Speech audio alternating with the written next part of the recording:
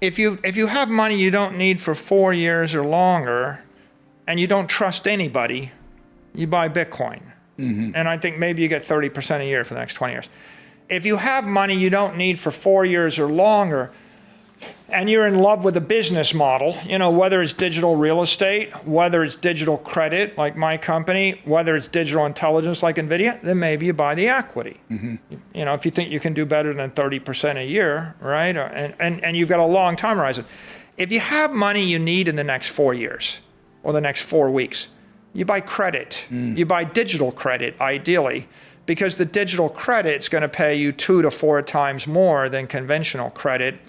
And the digital credit we're describing probably performs like the S&P index or better, but without the volatility, with more stability, and that provides a solution for everybody and everybody's pool of capital, and everybody's got some money they need in 4 weeks, some money they need in 2 years, and then some money they want to invest forever and give to different their investors. And you think that through, and that's become very clear to us now.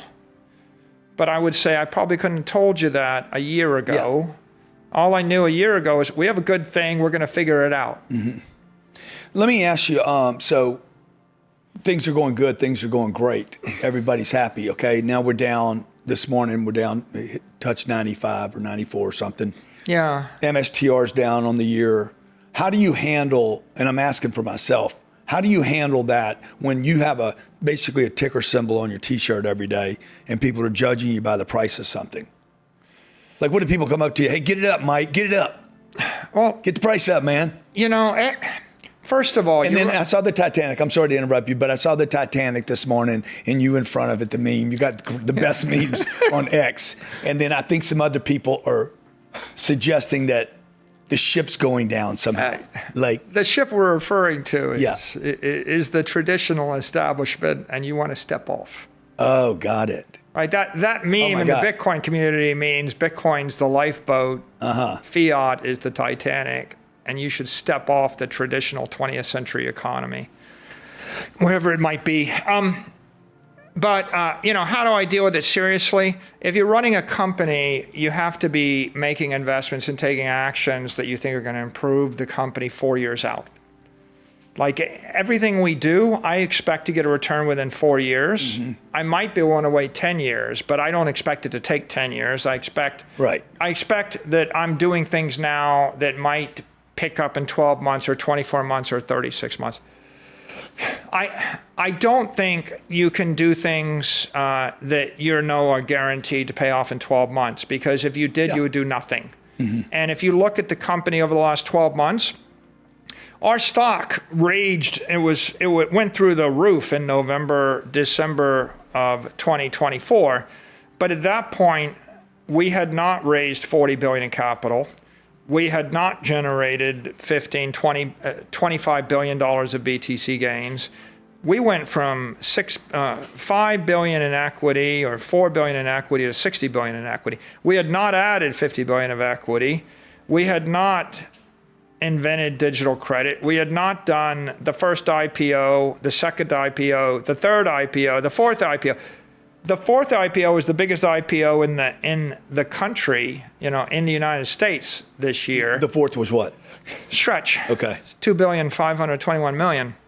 And then we hadn't done the fifth IPO, which is more IPOs than any company's ever done in the history of the capital market. So if you look at it, not a bad year. And the first 20 years of my life, I had $1 billion idea, which was MicroStrategy business intelligence software. And then I looked for the second $1 billion idea for 20 years, couldn't find it until 2020. And in 2020, I found the second idea, which was Bitcoin. And then the third idea, which was convertible bonds. And then the fourth idea, the ATM. And then this year, it was Strike, Strife, Stride, Stretch, Stream. And we hit $5 billion ideas. And Stretch is already a multi-billion-dollar idea. And if it works, it'll be $100 billion or $1 trillion idea. And all of that is ignored in the market. So the market sentiment, the market sentiment is negative. And in the near term, it's going to be driven and overwhelmed by macro hysteria, right? Macro sentiment about the interest rate, about risk on, risk off assets. And if you ever listen to short sellers talk about their short thesis, they're strategically ignorant. Like they want to not understand anything you're doing because they just want to say something simple. Yeah. Oh, the company trades at a premium to the underlying asset. Ha, ha, ha. Well, so does every other company on earth.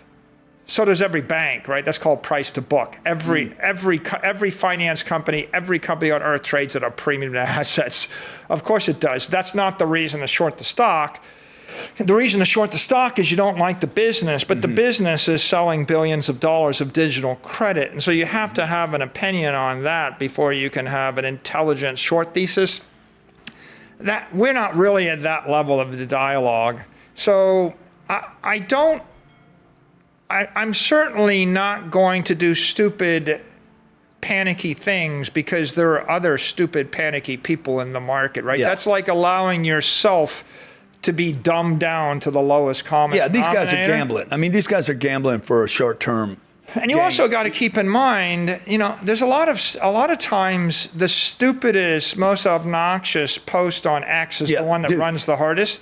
And even the stuff that's not even true, someone posts something which is not true and not even believable. Yeah, that you were selling this morning. I think somebody was saying you were selling. That goes viral. Yeah, totally. Right, that goes viral. Always goes viral. So you can't take that too seriously. Yeah. Like you can dismiss it, as it's an unfounded rumor in about 5 seconds. But like, I don't spend a lot of time thinking about that. Yeah. I spend my time thinking about how do I launch a treasury credit instrument in Japan that I can sell $1 trillion of to the Japanese to invert the Japanese banking industry and capital markets. Right? That's what I'm spending my time on. What's driving you, Mike? What's driving you? Like what keeps you up to get you thinking about doing this? Can't be money. At this point, first of all, Bitcoin represents the apex property rights of the human race. It represents financial integrity and empowerment and economic rationale for the human race. So that clearly is a spiritual driver. And then I think in my professional life, what drives me at strategy is the realization there's $300 trillion of conventional credit and it's paying you like 200 basis points. Right. We live in a crippled credit economy. It's a yield starve. In what world does it make sense that $7 trillion in Japan yields nothing? Or that banks in Switzerland steal your money? Like you're getting negative 50 basis points in the Swiss franc. Or if you live in Europe, how is it fair or equitable or rational that every European is expected to accept 150 basis points from a euro money market for their capital when the fair free market value is somewhere 8 to 10%? So what drives me is why don't we just go give everybody 10% yield in euros and 10% yield in yen? How much money? And 10% yield in dollars. Yeah. And Grant, what's the perfect product? I'm going to tell you what I think the perfect product is. The perfect product is I give you 800 basis more than the risk-free rate in the currency of your obligations forever. Okay? The perfect product is a product where your unborn child benefits from it before they know it exists. You're deaf, you're dumb, you're blind, you're in a coma, your arm is broken, your eyes have gone bad. I used to think the iPhone was the perfect product, but we're on the iPhone 17 Pro Max. Yeah. They have to upgrade it every year. It's not the perfect product. No. If your eyes go bad, you can't even read the product. Right. How about I'm just going to give you money forever, a comfortable retirement, and you just do whatever you want? Pure economic energy. You buy this, and it just pays you for your life, the life of your children, the life of your children's children, the life of your great, great, great, great grandchildren, and it's always more than the underlying inflation rate. Okay? That's the perfect product. So what drives me? Sell the perfect product to the entire world. You give 1 billion people Social Security, and you don't have to gamble your money on the latest equity idea. Why should you have to give your money to a hedge fund that charges you 2 and 20 when you could just have 10% tax deferred forever, no risk, and sell in and out of it whenever you want. And I think, how can you, if you convert 10% of the credit market today, that's $30 trillion. Jesus. That's what I was going to ask you. How big is that market? If you converted just 10%. 30 trillion. 10% today is 30 trillion. You think that's real for you? You think you could get there? We're not going to get there next year, but my point is... You think it's real, though, in your lifetime? Yeah, we're going to... 5 or 10% of the credit markets are going to become digital credit. Okay. Why not? Somebody's going to service it. Hey, Matt, what was the value of real estate before we had mortgages? A lot less than it is. Yeah, like if you want the value of a home or of real estate to go up, you have to build credit on top of it. If banks loan against it, the value of your real estate goes up. Mortgage-backed securities enhance the market. What do you think about the 50-year mortgage? And so the value of... Hang on. What do you think about the 50-year? Because it just came out as a proposal. Whatever. Okay, I'm in favor of giving long duration credit to retail investors. Yeah. Right? Like if you could borrow money on a conforming loan for 50 years at whatever, 5-6%, you could turn around and you can buy Bitcoin appreciating 20 to 30% a year. It's positive. It's good and for the you can do it without risk. It's good for you. It's good for the government. It takes a load off the government. Yeah. So in any event, I think there's mortgage-backed credit, there's corporate credit, there's sovereign credit. I'm on a mission to commercialize digital credit. If we become 5% of the market, it might take us 20 years. Trillion. And by that time, the 300 trillion is 600 trillion. Yeah. And the 5%, is 30 trillion. And if we raise 30 trillion and buy 30 trillion of Bitcoin, Bitcoin's going to be worth $300 trillion. And Bitcoin's going to $15 million a coin. And don't sell your Bitcoin, Grant. And it's going to make your digital real estate business the best real estate business in the history of real estate. People say John D. Rockefeller. Was John D. Rockefeller a sales guy, or did he give us unlimited energy and help us win World War I and World War II? And was Henry Ford a sales guy when he said everybody ought to have a car and it should be black?